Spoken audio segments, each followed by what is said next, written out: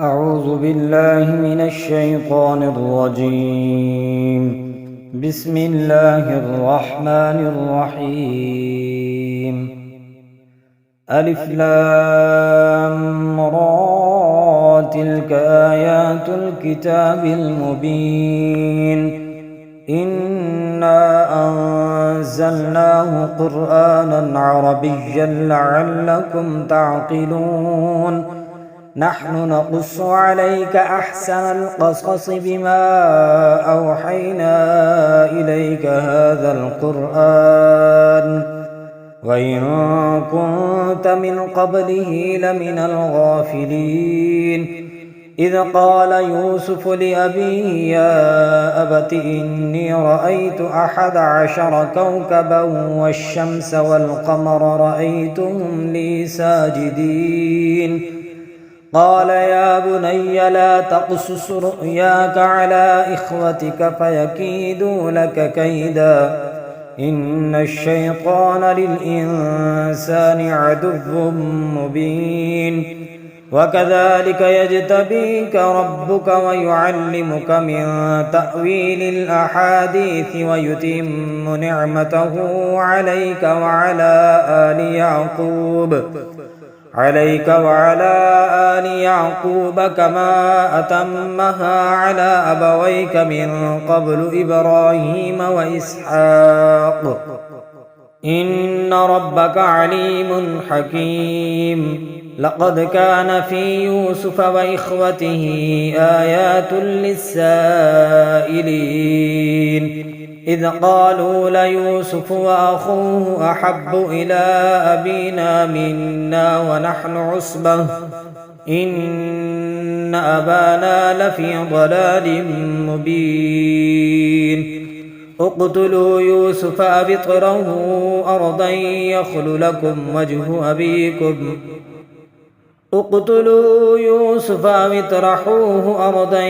يخل لكم وجه أبيكم وتكونوا من بعده قوما صالحين. قال قائل منهم لا تقتلوا يوسف وألقوه في غيابة الجب يلتقطه بعض السيارة إن كنتم فاعلين. قالوا يا أبانا ما لك لا تأمنا على يوسف وإنا له لناصحون أرسله معنا غدا يرتع ويلعب وإنا له لحافظون. قال إني ليحزنني أن تذهبوا به وأخاف أن يأكله الذئب وأنتم عنه غافلون. قالوا لئن أكله الذئب ونحن عصبة إنا إذا لخاسرون. فلما ذهبوا به وأجمعوا أن يجعلوه في غيابة الجب وأوحينا إليه لتنبئنهم بأمرهم هذا وهم لا يشعرون. وجاءوا أباهم عشاء يبكون. قالوا يا أبانا إنا ذهبنا نستبق وتركنا يوسف عند متاعنا فأكله الذئب وما أنت بمؤمن لنا ولو كنا صادقين. وجاءوا على قميصه بدم كذب قال بل سولت لكم أنفسكم أمرا فصبر جميل والله المستعان على ما تصفون. وجاءت سيارة فأرسلوا واردهم فأدلى دلوه قال يا بشرى هذا غلام وأسروه بضاعة والله عليم بما يعملون. وشروه بثمن بخس دراهم معدودة وكانوا فيه من الزاهدين. وقال الذي اشتراه من مصر لامرأته أكرمي مثواه عسى أن ينفعنا أكرمي مثواه عسى أن ينفعنا أو نتخذه ولدا وكذلك مكنا ليوسف في الأرض ولنعلمه من تأويل الأحاديث والله غالب على أمره ولكن أكثر الناس لا يعلمون ولما بلغ أشده آتيناه حكما وعلما وكذلك نجزي المحسنين وراودته التي هو في بيتها عن نفسه وغلقت الأبواب وقالت هيت لك قال معاذ الله إنه ربي أحسن مثواي إنه لا يفلح الظالمون ولقد همت به وهم بها لولا أن رأى برهان ربه كذلك لنصرف عنه السوء والفحشاء إنه من عبادنا المخلصين واستبق الباب وقدت قميصه من دبر وألف يا سيدها لدى الباب قالت ما جزاء من أراد بأهلك سوءا إلا أن يسجن أو عذاب أليم قال هي راودتني عن نفسي وشهد شاهد من أهلها إن كان قميصه قد من قبل فصدقت وهو من الكاذبين وإن كان قميصه قد من دبر فكذبت وهو من الصادقين فلما رأى قميصه قد من دبر قال إنه من كيدكن إن كيدكن عظيم يوسف أعرض عن هذا واستغفري لذنبك إنك كنت من الخاطئين وقال نسوة في المدينة امرأة العزيز تراود فتاها عن نفسه قد شغفها حبا إنا لنراها في ضلال مبين فلما سمعت بمكرهن أرسلت إليهن وأعتدت لهن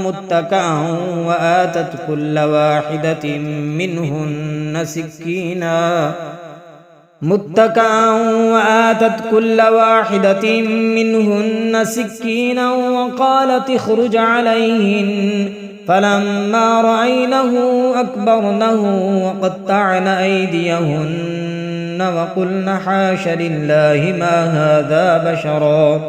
إن هذا إلا ملك كريم قالت فذلكن الذي لمتنني فيه ولقد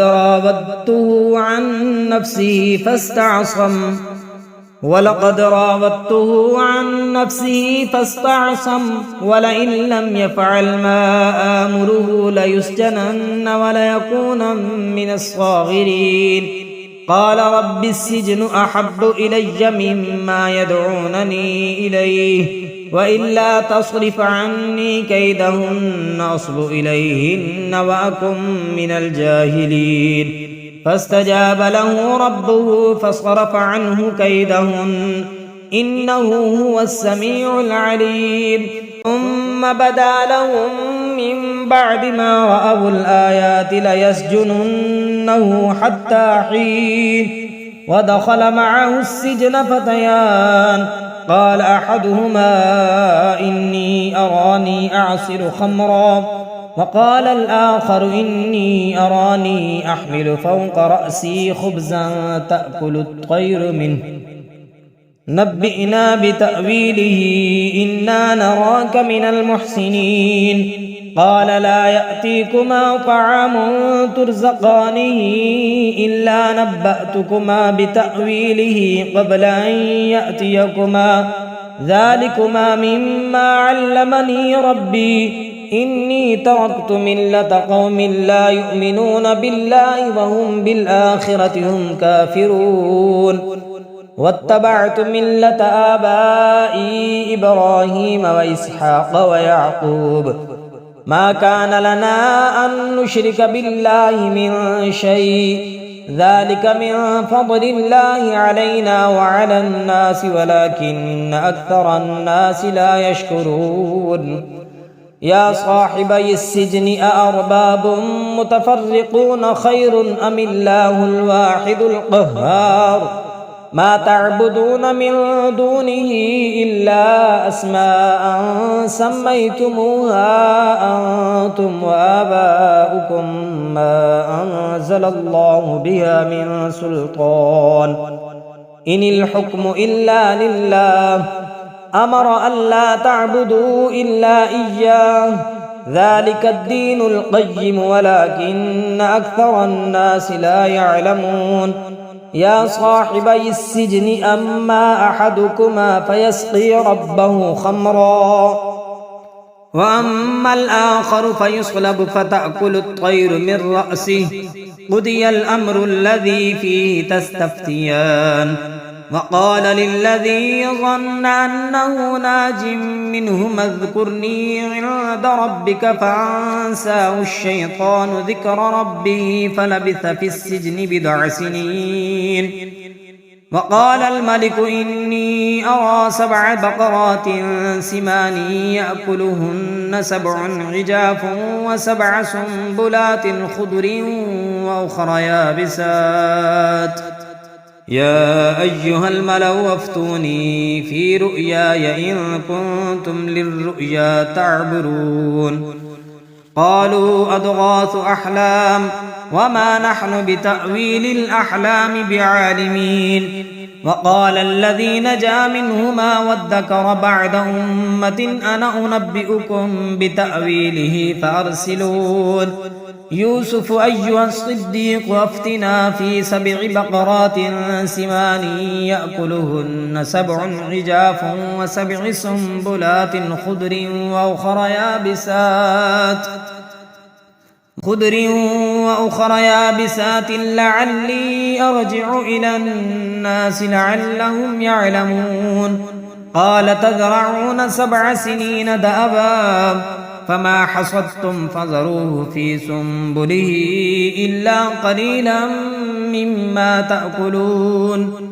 ثم يأتي من بعد ذلك 7 شداد يأكلن ما قدمتم لهن إلا قليلا مما تحسنون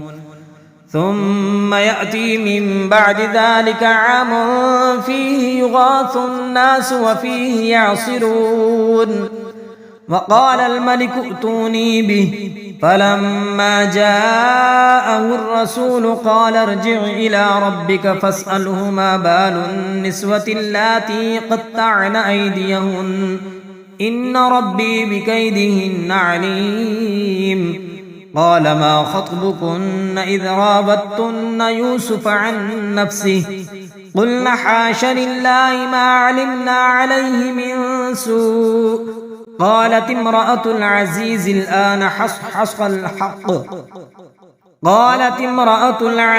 الآن حصحص الحق أنا راودته عن نفسه وإنه لمن الصادقين ذلك ليعلم أني لم أخنه بالغيب وأن الله لا يهدي كيد الخائنين وما أبرئ نفسي إن النفس لأمارة بالسوء إلا ما رحم ربي إن ربي غفور رحيم وقال الملك ائتوني به أستخلصه لنفسي فلما كلمه قال إنك اليوم لدينا مكين أمين قال جعلني على خزائن الأرض إني حفيظ عليم وكذلك مكنا ليوسف في الأرض يتبوأ منها حيث يشاء نصيب برحمتنا من نشاء ولا نضيع أجر المحسنين ولأجر الآخرة خير للذين آمنوا وكانوا يتقون وجاء إخوة يوسف فدخلوا عليه فعرفهم وهم له منكرون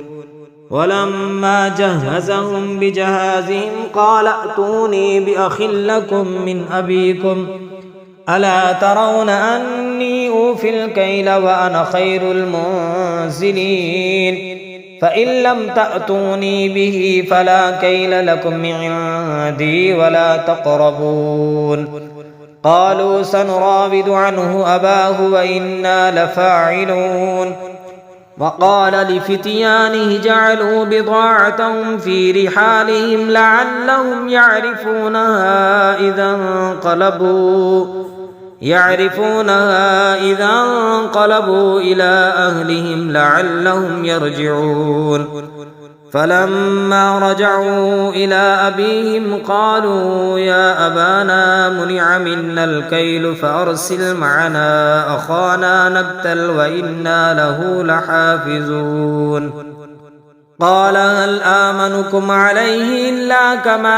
أمنتكم على أخيه من قبل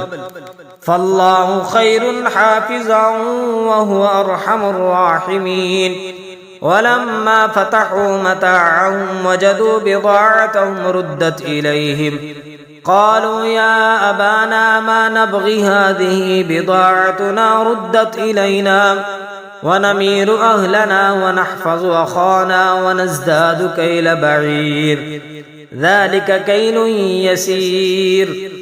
قال لن أرسله معكم حتى تؤتون موثقا من الله لتأتونني به إلا أن يحاط بكم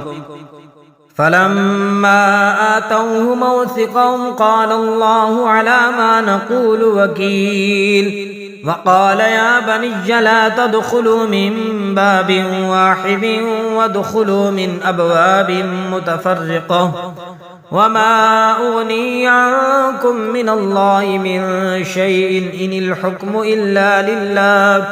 عليه توكلت وعليه فليتوكل المتوكلون ولما دخلوا من حيث أمرهم أبوهم ما كان يغني عنهم من الله من شيء إلا حاجة في نفس يعقوب قضاها وإنه لذو علم لما علمناه ولكن أكثر الناس لا يعلمون ولما دخلوا على يوسف آوى إليه أخاه قال إني أنا أخوك فلا تبتئس بما كانوا يعملون فلما جهزهم بجهازهم جعل السقاية في رحل أخيه ثم أذن مؤذن أيتها العير إنكم لسارقون قالوا وأقبلوا عليهم ماذا تفقدون قالوا نفقد سواع الملك ولمن جاء به حمل بعير وأنا به زعيم قالوا تالله لقد علمتم ما جئنا لنفسد في الأرض وما كنا سارقين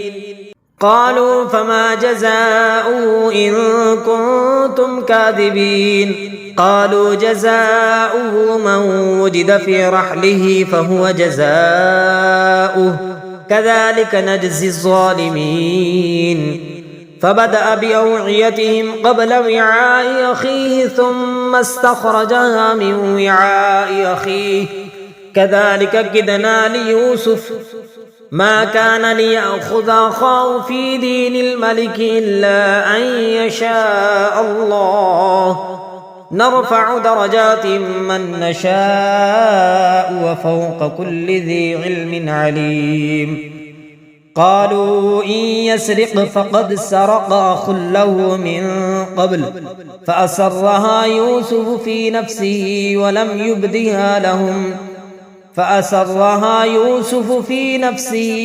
يبدها لهم قال أنتم شر مكانا والله أعلم بما تصفون قالوا يا أيها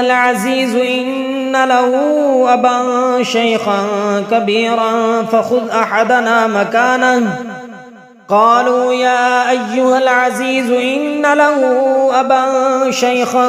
كبيرا فخذ أحدنا مكانه إنا نراك من المحسنين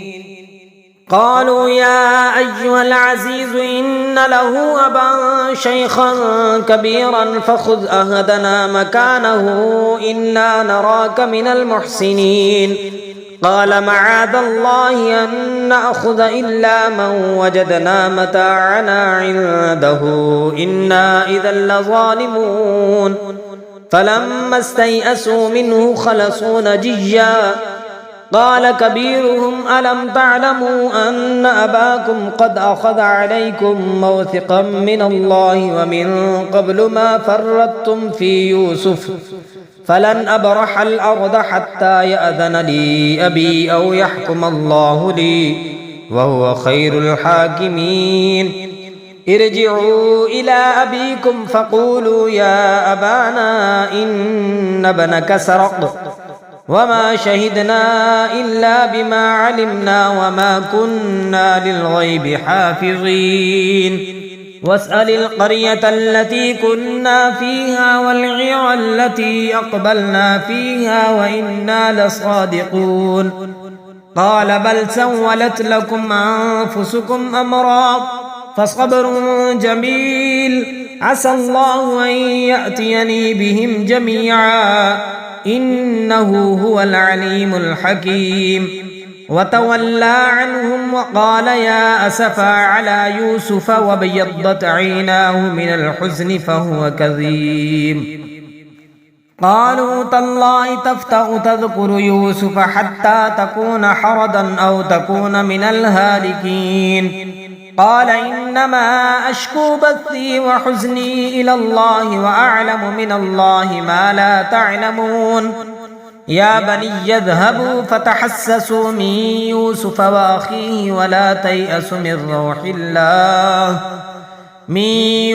وأخيه ولا تيأسوا من روح الله إنه لا ييأس من روح الله إلا القوم الكافرون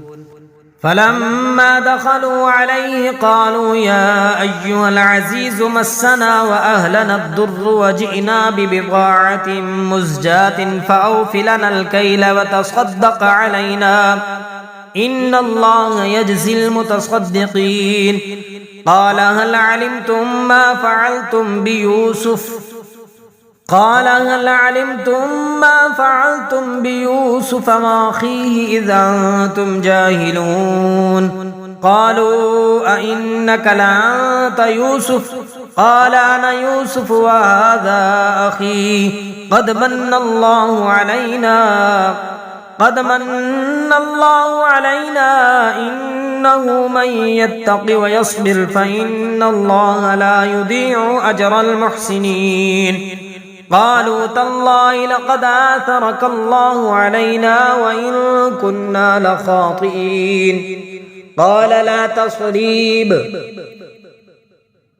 قال لا تثريب عليكم اليوم يغفر الله لكم وهو أرحم الراحمين اذهبوا بقميصي هذا فألقوه على وجه أبي يأت بصيرا وأتوني بأهلكم أجمعين ولما فصلت العير قال أبوهم إني لأجد ريح يوسف لولا أن تفندون قالوا تالله إنك لفي ضلالك القديم فلما أن جاء البشير ألقاه على وجهه فارتد بصيرا قال ألم أقل لكم إني أعلم من الله ما لا تعلمون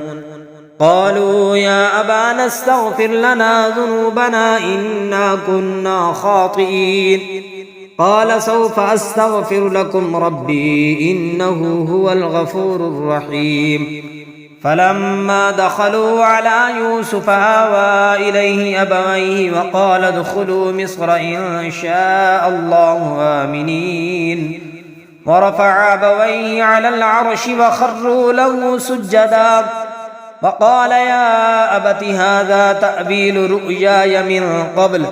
قد جعلها ربي حقا وقد أحسن بي إذ أخرجني من السجن وجاء بكم من البدو من بعد أن نزغ الشيطان بيني وبين إخوتي إن ربي لطيف لما يشاء إنه هو العليم الحكيم رب قد آتيتني من الملك وعلمتني من تأويل الأحاديث فاطر السماوات والأرض أنت وليي في الدنيا والآخرة توفني مسلما وألحقني بالصالحين ذلك من أنباء الغيب نوحيه إليك وما كنت لديهم إذ أجمعوا أمرهم وهم يمكرون وما أكثر الناس ولو حرصت بمؤمنين وما تسألهم عليه من أجر إن هو إلا ذكر للعالمين وكأي من آية في السماوات والأرض يمرون عليها وهم عنها معرضون وما يؤمن أكثرهم بالله إلا وهم مشركون أفامنوا أن تأتيهم غاشية من عذاب الله أو تأتيهم الساعة بغتة وهم لا يشعرون قل هذه سبيلي أدعو إلى الله على بصيرة أنا ومن اتبعني وسبحان الله وما أنا من المشركين وما أرسلنا من قبلك إلا رجالا نوحي إليهم من أهل القرى أفلم يسيروا في الأرض فينظروا كيف كان عاقبة الذين من قبلهم ولدار الآخرة خير للذين اتقوا فلا تعقلون حتى إذا استيأس الرسل وظنوا أنهم قد كذبوا جاءهم نصرنا فنجي من نشاء ولا يرد بأسنا عن القوم المجرمين لقد كان في قصصهم عبرة لأولي الألباب ما كان حديثا يفترى ولكن تصديق الذي بين يديه وتفصيل كل شيء وهدى ورحمة لقوم يؤمنون